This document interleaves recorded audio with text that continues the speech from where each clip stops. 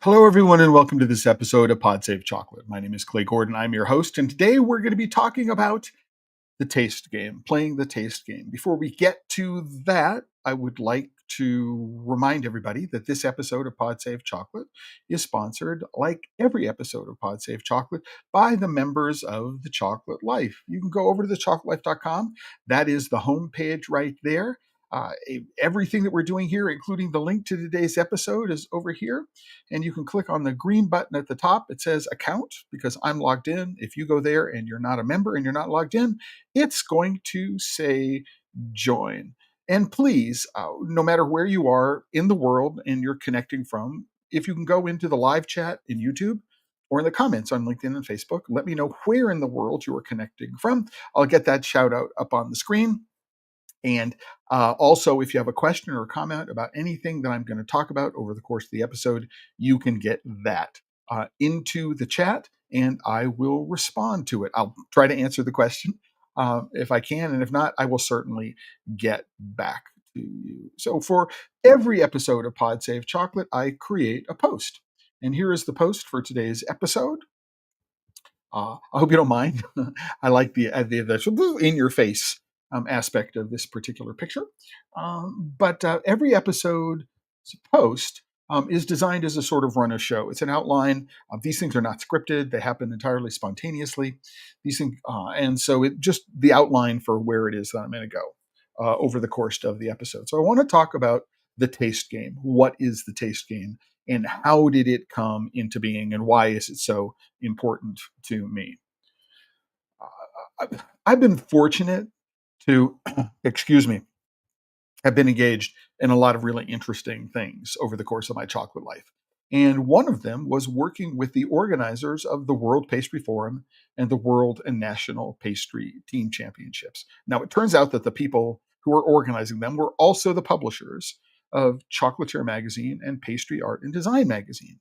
And I started writing for Chocolatier Magazine, a newsletter, sometime in 2001 or 2002. And the first World Pastry Forum that I went to was in Las Vegas in 2003. I was there as a guest. By the time 2004 came around, I was much more tightly embedded into the organization. So I went in 2004 in a paid capacity, and then I started working more generally for them. And I was at every World Pastry Forum and championship, either world or national. Let's see, in Las Vegas, then in Nashville, Tennessee, and then in Scottsdale, Arizona.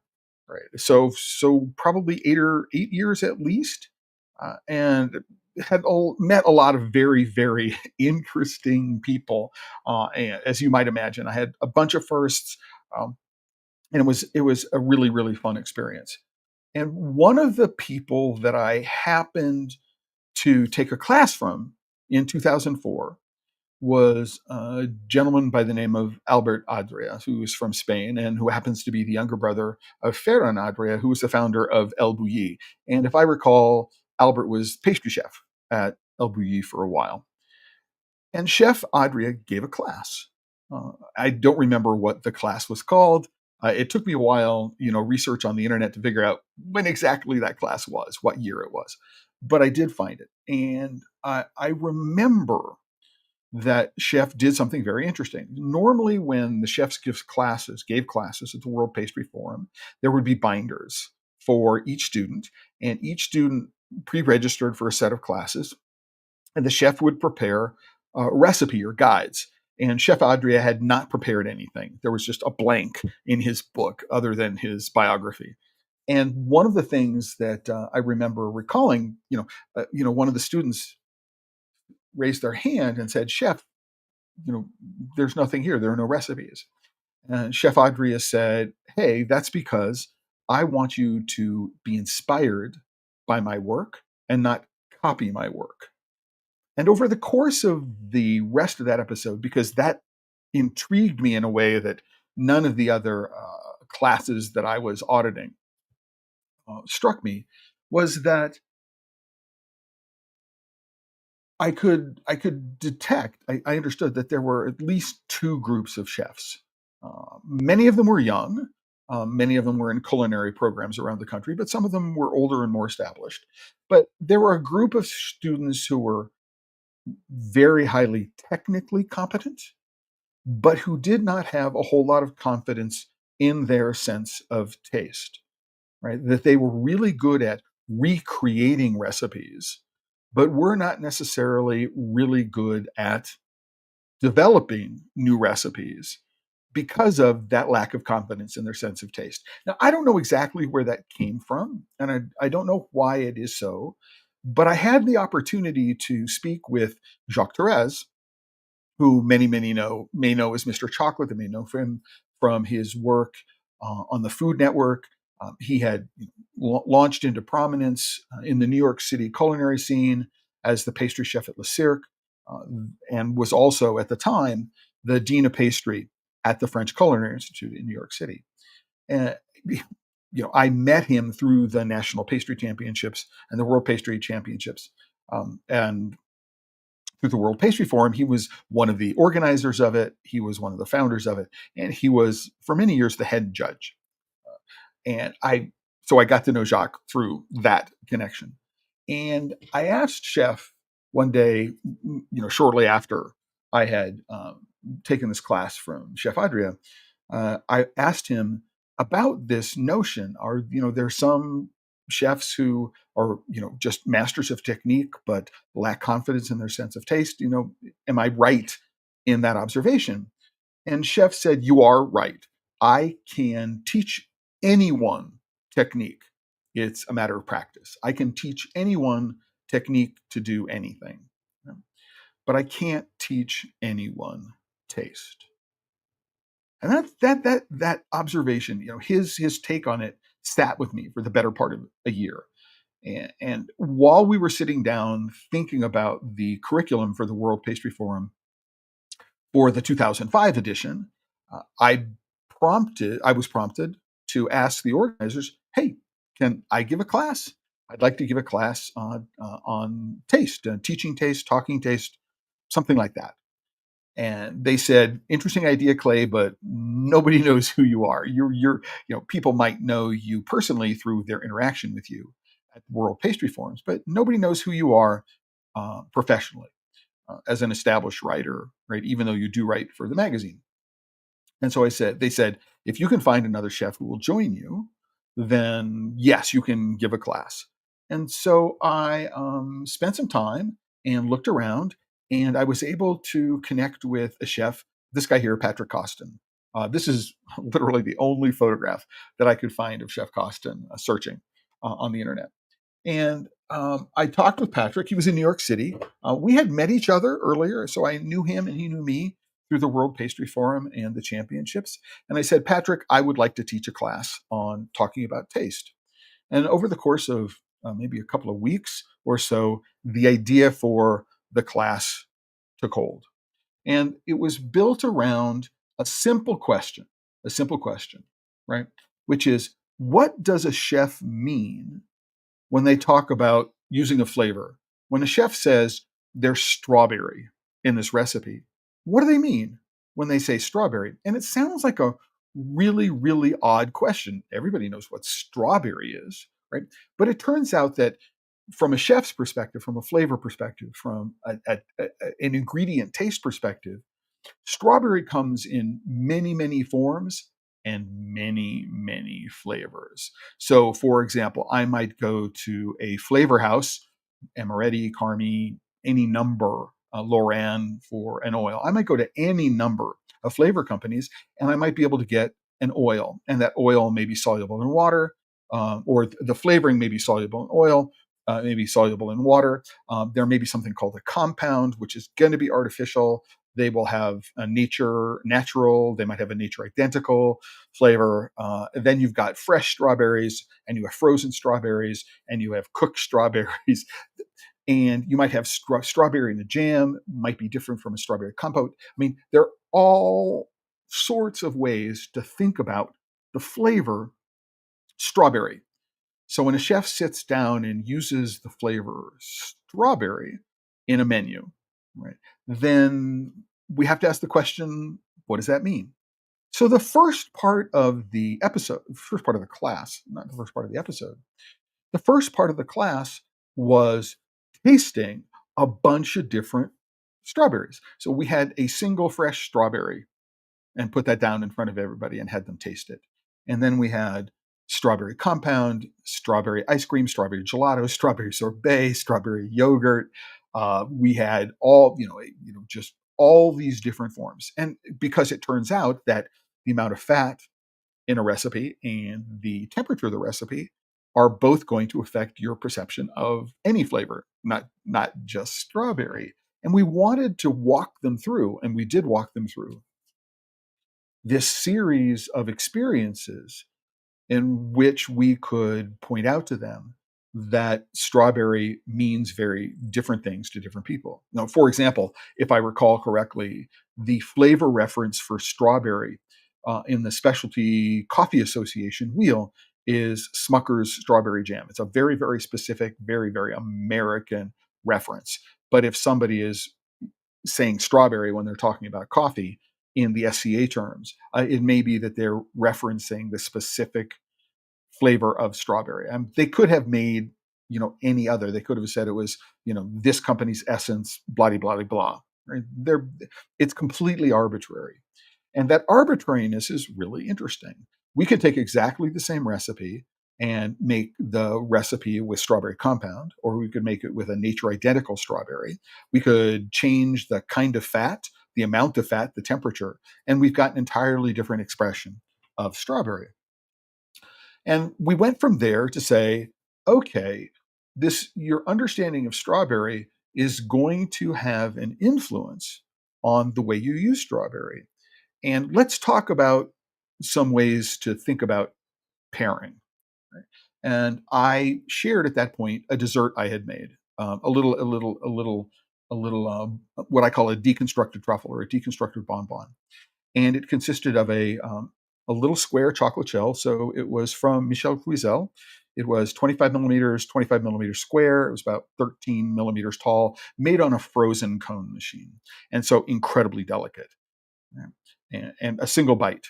And what I had done is I had taken strawberries, put them on a mandolin to create matchsticks, julienne them, and then macerated them, balsamic vinegar, a little bit of sugar, cinnamon, and cocoa powder. So it was a cinnamon and cocoa scented, what the Italians would call a condimento. It was not a balsamic, strictly speaking, under the rules of the definition of balsamic vinegar. So I created a condimento.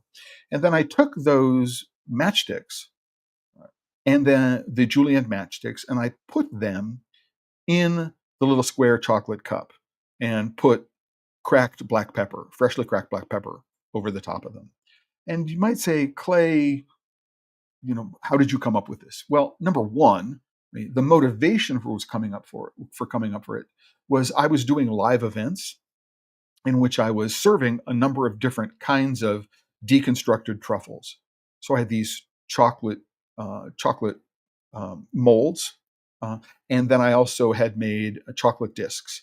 And I would sit down and ask somebody, what do you like coconut? Do you like curry? What do you like? And that I would then take a chocolate disc, milk or dark. I would have a ganache, a dark chocolate ganache, a milk chocolate ganache. I would then have lots of things to put on top of it. So I would have ground spices to put on it, nuts, things like that. And so I would create something for them a la minute and hand it to them a la minute based upon what they said they liked, just to show them that they could think about chocolate a little bit differently. from the way they were used to thinking about chocolate.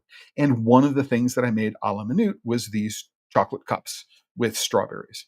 So, we chocolate covered strawberries is a thing. Everybody knows that chocolate covered strawberries is a thing. We know that chocolate and strawberries together. There is a case where you'll have strawberries, which are drizzled with a balsamic vinegar.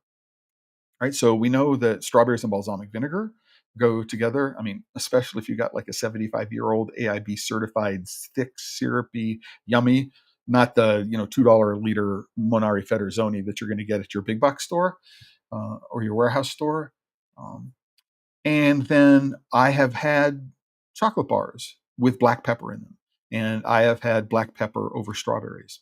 And so the notion of combining chocolate, strawberries, balsamic vinegar, and black pepper, right? I know cinnamon goes with all of those things, right? So it made sense to do it. What was unusual, what was interesting about it, was a little bite-sized cup, an inch by an inch, right? And you could put it in your mouth, and then you have the textural, the crunch of the chocolate shell, the sweetness of the strawberries, the sourness of the balsamic, the earthiness of the cinnamon, the little bit of heat of the black pepper. Right? So it's a really, really complex flavor experience, but it really does talk about how, if you think about in the way individual flavor combinations together, what you can do is you can come up with combinations of flavor combinations that will work extremely well. And we wanted to engage with the students around this idea of how could you come up with recipes like this on your own. We wanted to get the students to think about the flavors. One of the things that I learned as a part of all of this, and I had forgotten to incorporate it, so as I'm running through this uh, top of mind, is that one of the things that differentiates a good chef from a great chef, a good chocolate maker and confectioner from a great chocolate maker and confectioner. You know, one aspect is mastery of technique, but the other aspect is to be able to talk about flavor. So one of the things that Albert Adria mentioned in the class was that he has in his mind, right, memories for hundreds of flavors. And this is through years of teaching and understanding. And what he's done is he said, I can differentiate, for example, the difference between purple basil and opal basil and another kind of basil. And I can differentiate between basil in oil and basil in water. So he has trained himself to be able to do that. So if he wants to think about a flavor combination, what he just does is he goes in his mind and he puts the two things together in his mind, and he can imagine that they'll work. Right? So there's this through line that talks about I have an educated palate about flavors. And part of that education, which I've talked about in other episodes about taste, is what you're doing is you're educating your flavor memory. You're educating your taste memory. You have tasted something enough so that you can recognize it, what you put in your mouth, right? And then articulate what it is to yourself and to other people. And this ability to recognize and articulate individual flavors, and then in your mind think about whether the combinations go together, right, is perhaps more than technique what really does differentiate people who are very, very good, who are great at what it is that they do. Right? And they have this confidence in that understanding that comes through in their expressions of those flavors. Again, as Chef Torres said, you can teach anybody technique. You spend enough time, working on your knife skills will improve. If you're not doing them every day in a production situation, will you become as great as a Michelin-starred chef? Maybe not. But if you work on your skills, you can improve them. Right? The same thing is true to some extent with flavor. But what's interesting is that some people, for one reason or another, they're professionals, choose to focus on technique and are less secure, less confident, right, in their sense of taste. So what they're doing is they're saying, they're handing it off. What do you think about this? Do you like it? And letting the crowd make their decisions for them rather than putting their own definitive stamp on things. And again, this is what I say, I think is one of the things that separates people who are good at what they do from people who are great at what they do, along with mastery of basic technique. But you could be a master of technique and have no confidence in your sense of taste, and you're relying on other people to provide you with the recipes and proportions, not just ingredients, but proportions in order to be able to get stuff done. And this is one of the reasons why I think the hotline, I mean, if I'm doing butter basted steak, it doesn't really matter how much butter I put in the pan, except from a cost perspective. It doesn't matter how many cloves of garlic I put in the pan, or how much thyme or rosemary I put in the pan, right? There's a lot of give and take. But when it comes to pastry, confections, there's a lot of science involved. And if you get the hydration wrong, you get the ratios wrong, then the recipe is going to fail. So mastery of technique is one thing, right? But understanding flavor is another. And it's also the case that in chocolate and pastry, baking in generally, understanding those aspects of flavor as they relate to ingredients becomes really, really important. And this is where I think there is room for improvement in education when it comes to pastry and baking. So the taste game that Patrick and I came up with is designed to help stimulate the creative juices, for want of a better reason to do that. And what I did, what Patrick and I came up with, and what I decided to do, is we came up with 4 categories of flavors and textures and ingredients that we agreed on, and then we populated those 4 with a number of entries. And so the 4 categories were fruits and vegetables, herbs and spices, nuts, seeds, and dairy, and the 4th category was wild cards or jokers. So we developed these ideas for what would be in them, and I'm going to show you one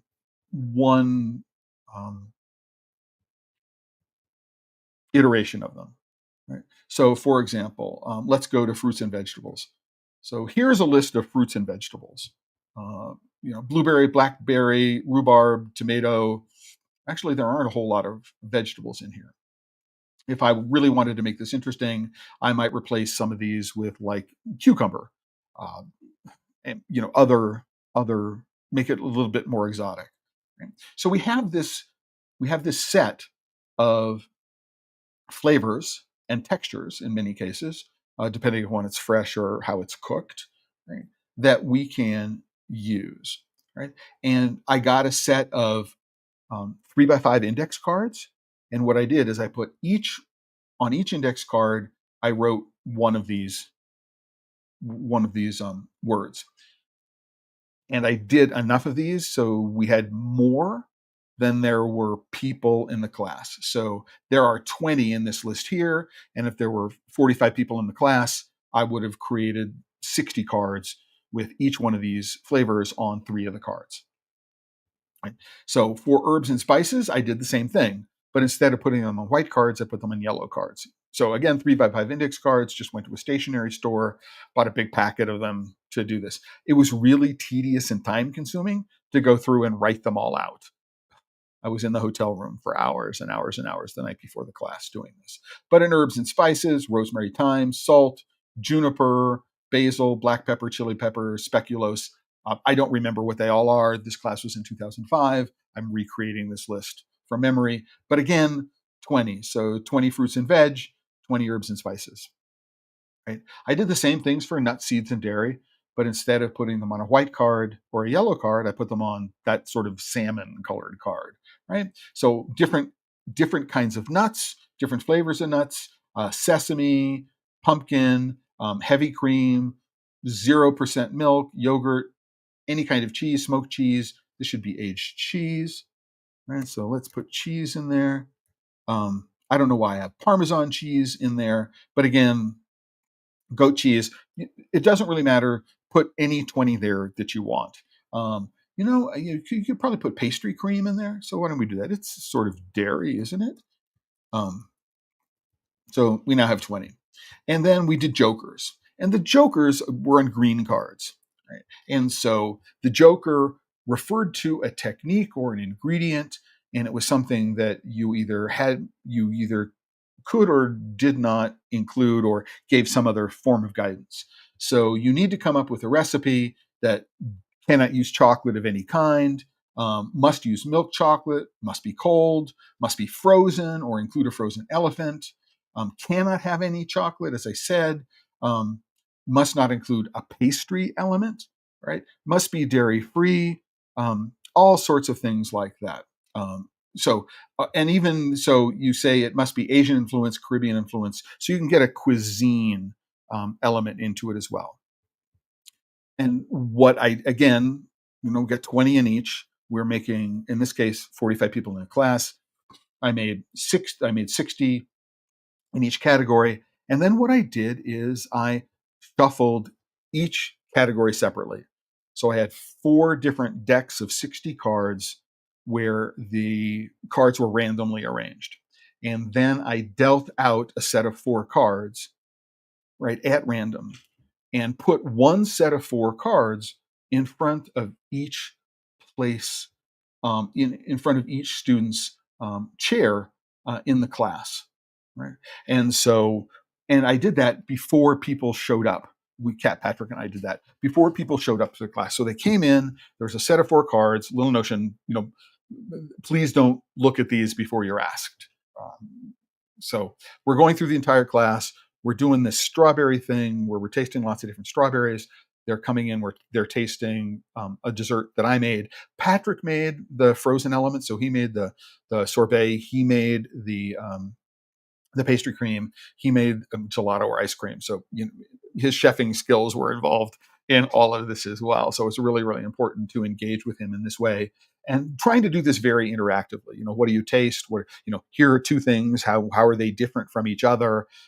Asking questions like, how does the fat content of what you're tasting or the temperature element of what you're tasting, how are they affecting the way you're tasting? So we may use, for example, the same flavoring, right, in the sorbet and the gelato, and we talk about how how is the expression of strawberry different, even though we're using the same ingredient in both recipes, right? So it was a lot of fun. We have 3 hours to explore this, but the end of the class, so the last hour of the class, is this what I call the taste game, and we're asking every single student in the class to pick up their 4 cards and, as quickly as they possibly can, come up with the name of a recipe, some recipe, a name and a description. So, for example, if you got strawberry in this particular case, and you are also given rosemary, and it must have a pastry element and must reflect North African cuisine, for example. What would that mean? How would you go and make just come up with an idea for a recipe? Now, the important thing about this is that you must include all 4 of what's on your cards. You cannot just drop one of them. You must include all 4 of the things that are on the card. And some of them are, as you might imagine earlier, oh, it's got blueberries and it's got pastry and it must have white chocolate, right? And, pastry cream. I mean, some of them are really, really simple in terms of coming up with an answer to the question of how would you combine these things into a dessert? But some of them are really, really complicated, right? In terms of, if you think about, the fact that you've got, 1 in 20 times 1 in 20 times 1 in 20 times 1 in 20. So that's 20 times 20, which is 400 times 20, which is 8,000 times 20. There are lots of different combinations of things. No, 20 times, yeah, that's right. You have lots of different combinations of things. And some of them are really hard. But really importantly is that these 4 cards represented the base. those are the things that you had to have. They weren't the only things that you could have. So you could lean into other experience that you had making things to be able to come up with a dessert, right? And it turns out that it baffled some people.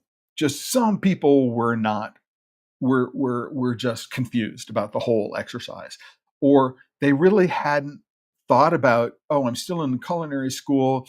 Am I going to go out and work with somebody, or do I want to set up my own place? And if I set up my own place, am I coming up with my own recipes or recreating other recipes? What am I doing? A lot of people just haven't thought about it. And what I want to suggest is, if you're a chocolate maker or a confectioner, that with the cost of chocolate going up and the uncertainties associated with it, that having an understanding of how to incorporate other elements in new and interesting ways, right, is a way of, number one, differentiating what you're doing from what other people are doing, but incorporating ingredients that are less expensive. Right? I don't think anybody who is a chocolate maker who loves to make, 2 ingredient single origin chocolate should stop doing that. And it, well, I got started on 3 ingredient single origin chocolate back in the early '90s. But I think that it's really important that you continue that. There's a sort of purity of expression that is really, really satisfying when you're doing that. But that if it represents more than 20% of your work product, I mean, you really want to have 20% of your work product generating 80% of your income. And if you want to be able to appeal to a broader customer base, having a broader price range is probably not a bad idea. And having the experience, having the skills, having honed them, right, to be able to come up with interesting flavor combinations is really, really, really interesting.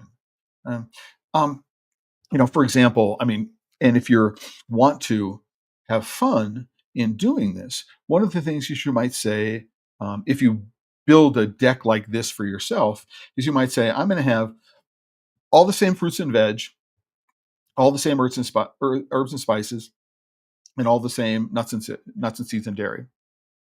And what I'll do is I will go through and keep those 3 random selections constant. But then what I will do is I will cycle through, if I had these 3 flavors, but, oh, I can't use pastry, right? Must include some sort of fruit. Well, obviously, if it has a fruit, maybe it includes a second fruit, right? Has to have a crunchy element. What is that crunchy element? It could be a nut. It could be feuilletine. What is that crunchy element? What could it be? You could take the same set of ingredients and do it interpretations in different cuisines. If I wanted to do this Italian inspired, French inspired, Caribbean inspired, how would I take those same ingredients and make it work? This simple game, simple on the surface, simple game, like many things, ends up being a really fun tool, right, that you can use to exercise your creative taste capabilities and sensibilities. Now, it might be that what you do is you randomly deal a set of cards at lunchtime every workday. So at lunch, you're given these 4 cards. You sit down and you say, I'm going to come up with a new recipe every single day. You do it 5 times a week. Right? So by the end of the year, you've done it a couple hundred times, and it's really, if you write them down. Here are if you diary them, so you get an idea, of how to do. You can refer to them, on a regular basis. On Friday, you're going to refer to all the things that you came up with this week. At the end of the month, you're going to refer to everything you did at the end of the month, just as a way of exercising your creative memory, or not your creative memory, but your creative combination skills. I mean, I used this early on, and it's one of the reasons why I think I'm pretty good at coming up with novel pairings, right? Because I did this on a regular basis. Again, 2005, 2006, 2007, 2008. Haven't done it much since. But you get, because I have developed those sensibilities, right? But it is really quite remarkable how quickly you can You can develop, you exercise these skills, and most importantly, becoming confident. So think about, what does strawberry taste like? How are strawberries different from blackberries? How are strawberries and blackberries different from blueberries? Is there really that much of a difference in pastries between blackberries and loganberries? Right?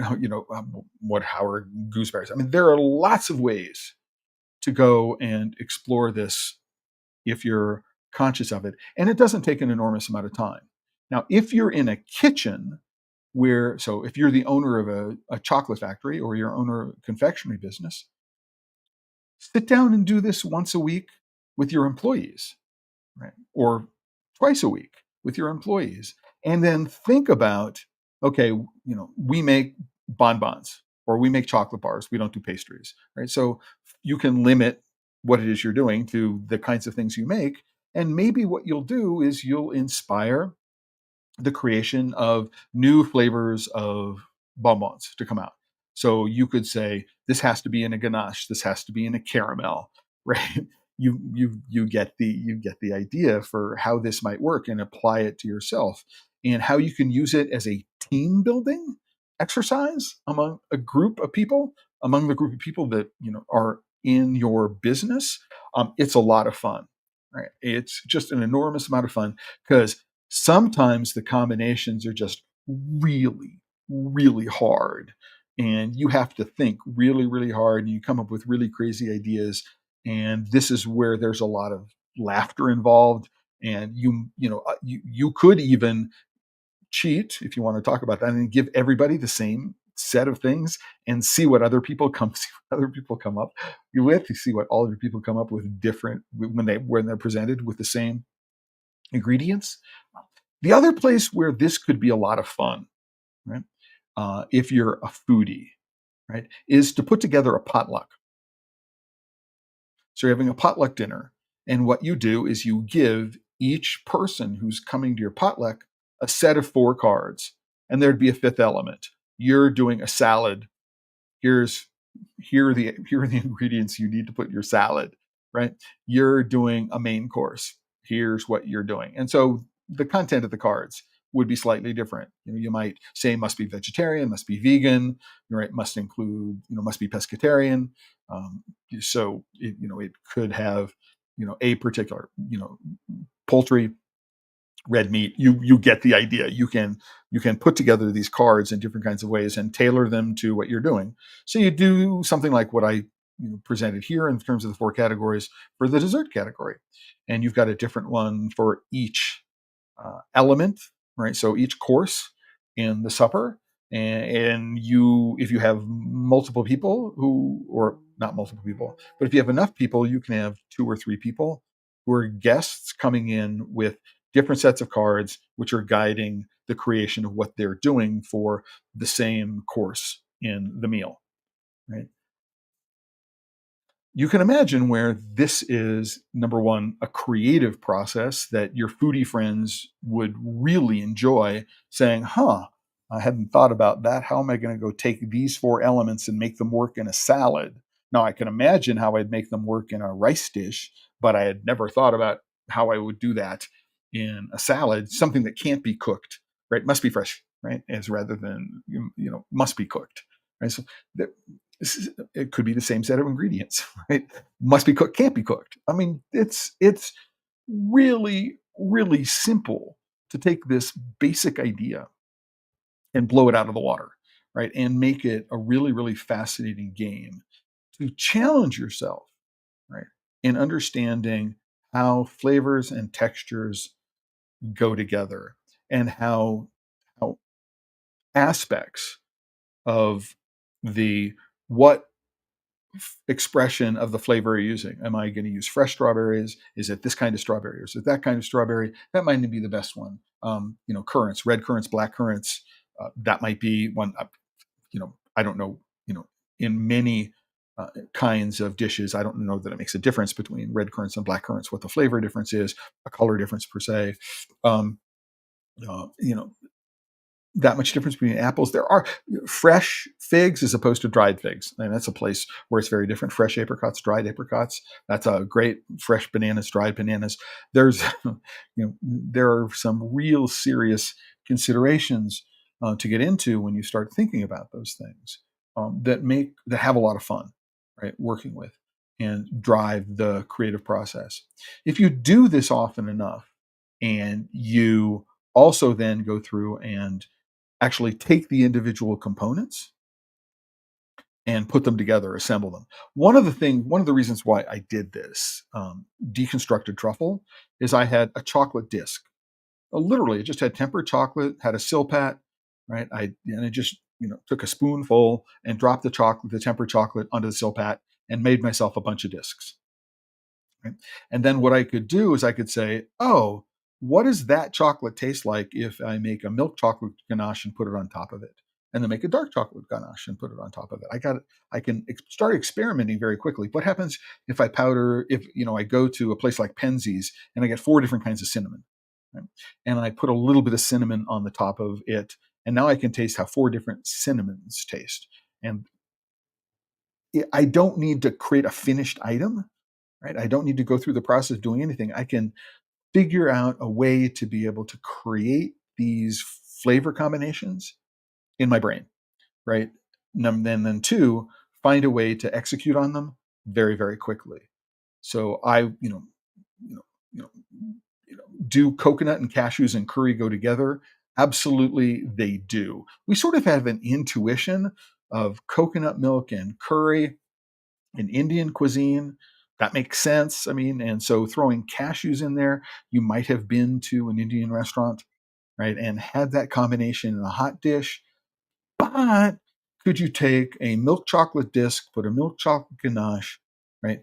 Put a cashew, right, on one cashew on the top of that, do a dusting of curry, and let's get into the many, many different kinds of curry, right? So you have a Maharaja curry, so you have an Indian style curry, there's a Caribbean style curry. I mean, this is where it gets really interesting.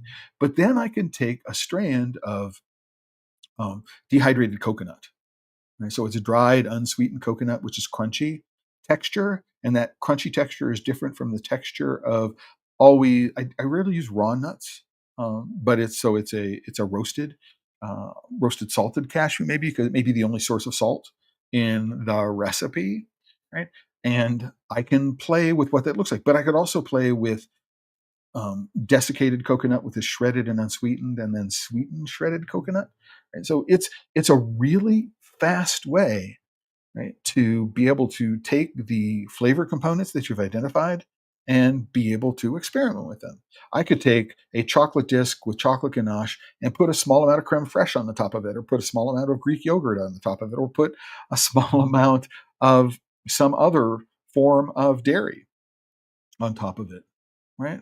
And see how it's going to work. Flavor, certainly, textures is a little more challenging, but you get an idea of what it's doing. So it is this combination of things. It is the card game, which is an intellectual exercise, right? And then having a format which enables you to experiment with the combinations that you come up with. I mean, if you're in a pastry kitchen, you might have sheets of feuilletine already made, so you can crumble some feuilletine on top of something, or a crepe or something that you can use in. There are lots of ways to go about doing this, and as interesting as it is, as I say, as a single exercise, right, to go through, right, and just do on your own. It's an even more fun exercise to do as a part of a group, right? To give everybody in the group a set of cards and have them come up with an idea, right? If in a setting within a chocolate confectionery or pastry business, what you might then do is you might have elements that people could then put together and assemble and try them out. Does your idea work or not? Just go around the kitchen, right? Make it a sort of scavenger hunt, hide and seek kind of game. Do we have the elements to make this work? Right? How can we get close to doing it? And then maybe rewarding them by picking one of them and actually making it, right? And seeing what everybody thinks about it. And then can we improve on it? And are we going to add it to our regular menu? It's a great thing. Or you're doing a potluck with foodie friends of yours, as I've said, and making this all work. It's really, really simple. And I want to, go back to a point that I started talking about, but got excited and got redirected and went someplace else, which is to say, uh, taking taking any basic idea that you've come up with and working on variations on a theme. So you've got this particular idea, and then I'm going to say the same basic idea, but I'm going to change one element. Again, what happens if I do this in a gelato? Or what happens if I do it in a sorbet? What happens if I do it as a as a hot thing? So again, I'm going to do something a la minute in service, right? So I might have a warm creme anglaise that I'm going to pour over the top of it, right? Or I'm going to have a cooked custard, right? Maybe I'm a huge fan of the Portuguese pastéis de nata, right? So I can imagine a cooked egg custard in this wonderful pastry shell with all these things on it. I'm hoping you get the idea. You may wonder, as I sit down and I think about innovation and I think about the things that chefs do, and I wonder, how do they come up with them? Right? This is what I know, right? For a fact. Number one is they have an internal memory. They have a taste memory for many, many different flavors, right? And then how those flavors are expressed, right, through different techniques. So if I'm going to do, for example, an extraction of cinnamon, I'm going to work with cinnamon. Could use cinnamon powder. Yeah. Uh, by the way, different coarsenesses of cinnamon powder will have an effect on your perception of it. So that's good to know. In addition to different kinds of cinnamon. So acacia, well, maybe not a true cinnamon, right? But something that's cinnamon like. So I could have all these different kinds of cinnamon, right? But then I might also say I have a water extract of cinnamon. The water extract of cinnamon is most closely what happens in your mouth, although enzymes in the saliva are going to deal with the cinnamon in a slightly different way. But I could do a cinnamon extract in water, a cinnamon extract in alcohol, and a cinnamon extract in an oil, and they will taste different. It is really quite remarkable. If you're at home, you're in a kitchen, you're a professional chocolate maker, do extractions in 3 different solvents. Do one in water, do one in alcohol, and do one in a neutral oil. And with the same cinnamon. It could be cinnamon stick, it could be ground cinnamon, doesn't matter. Just the same cinnamon in the same amount in 3 different solvents, and see how the cinnamon comes through differently compared with the cinnamon which has not been extracted in the solvent. Right? And then think. So this is the idea. How would I want to, in this recipe, maximize the expression of something like cinnamon? Would it be on its own? Right? If I add fat and oil to it, how is that going to affect the expression of cinnamon?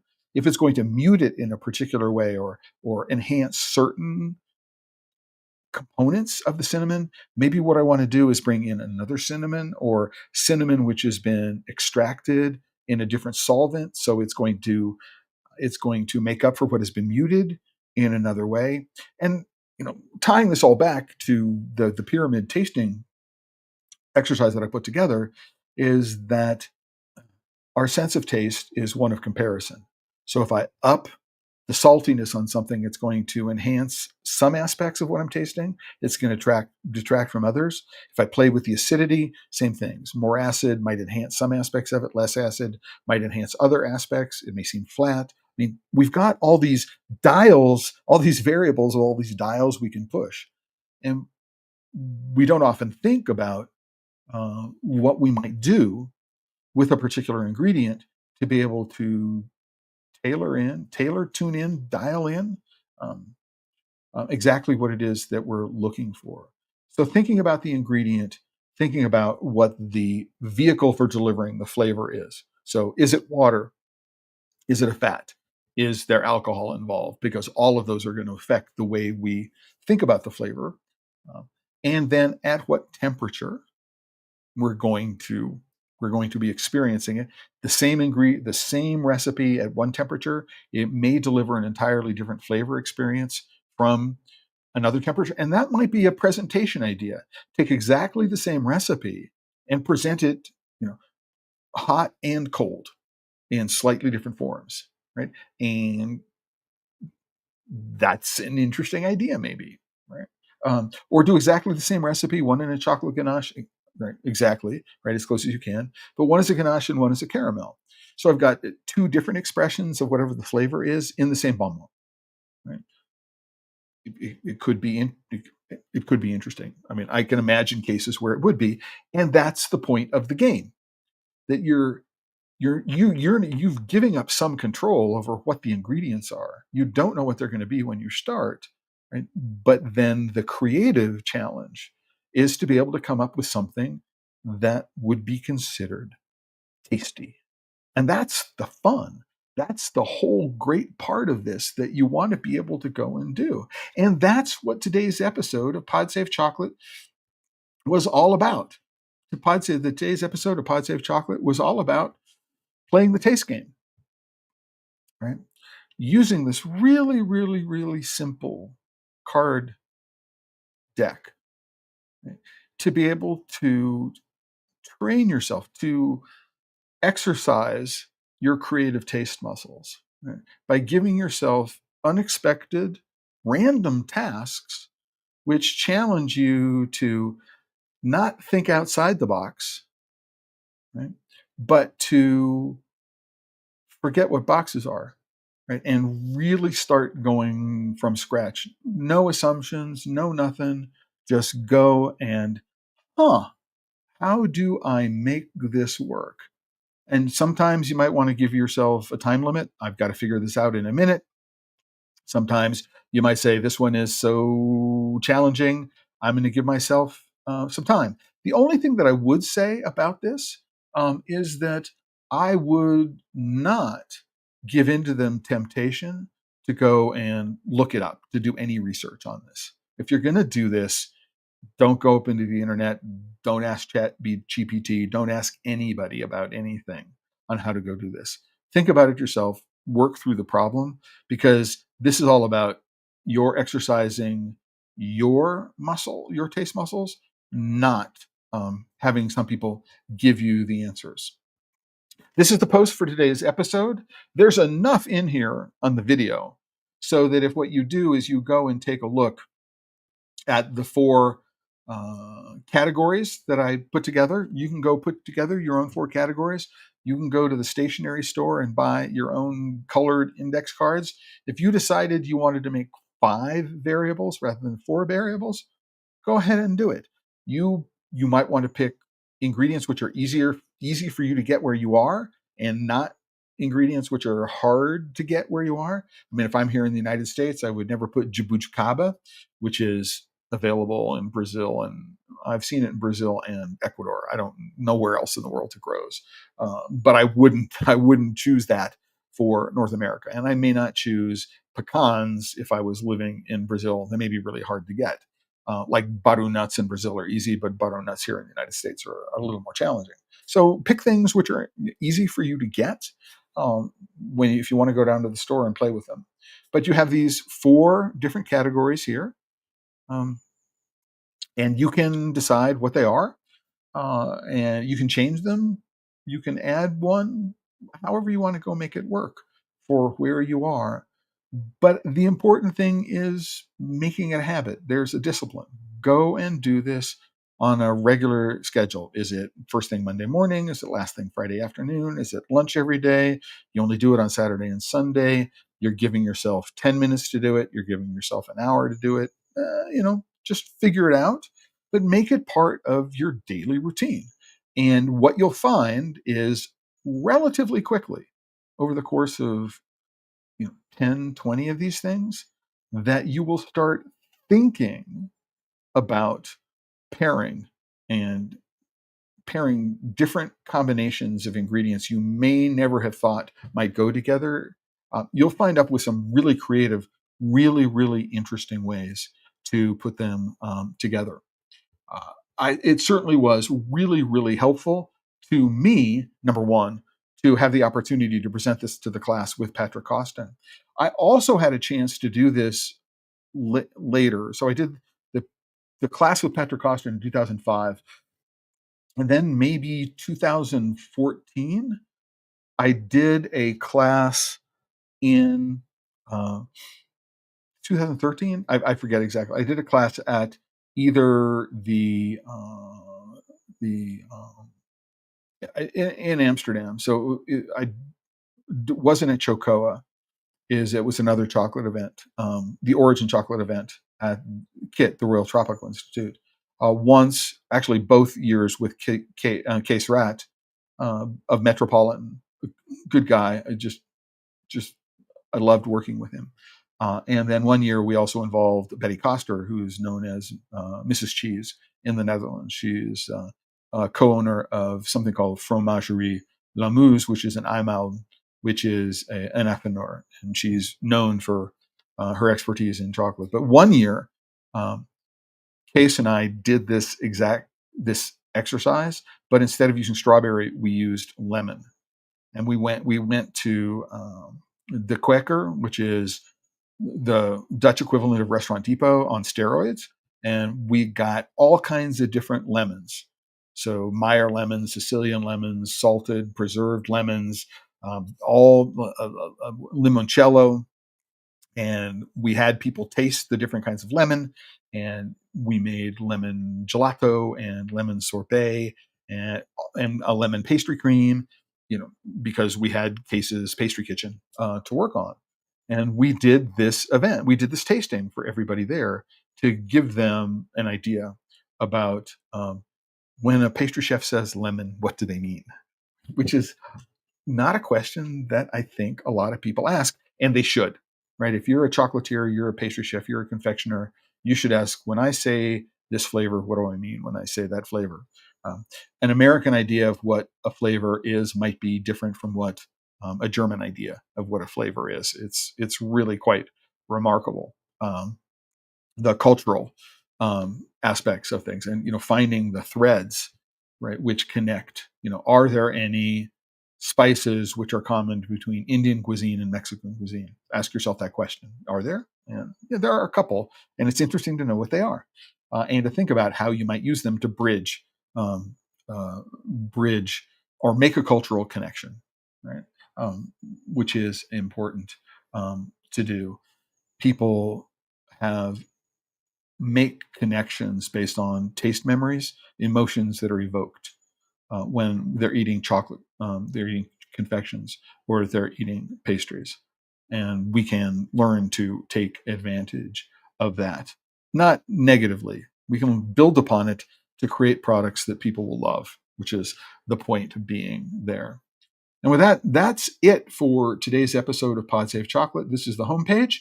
This episode of PodSave Chocolate, like every episode of PodSave Chocolate, is sponsored by the members of the Chocolate Life. You can click on the green button up here. It will say join. I'm logged in. You're not.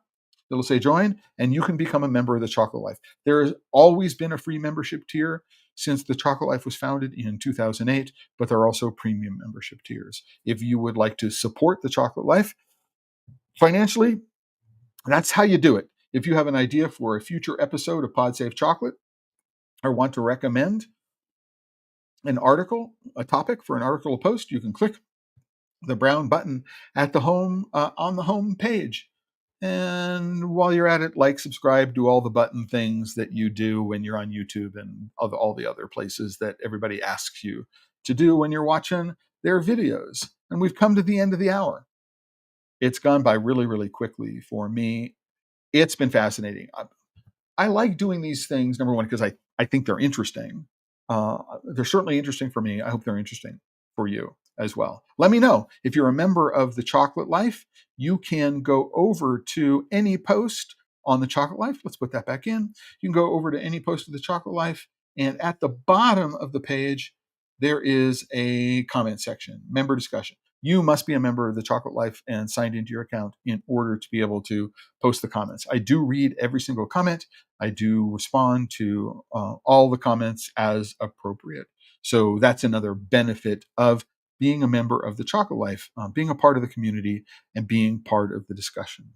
And with that, I want to thank everybody who spent the hour with me, or even a portion of the hour with me, and got through all the way through to the end. And close as I do with every episode of Pod Save Chocolate to remind you, if you're working with chocolate and you're not having fun, you might want to reconsider your life choices, right? Ciao, everybody. Until the next time.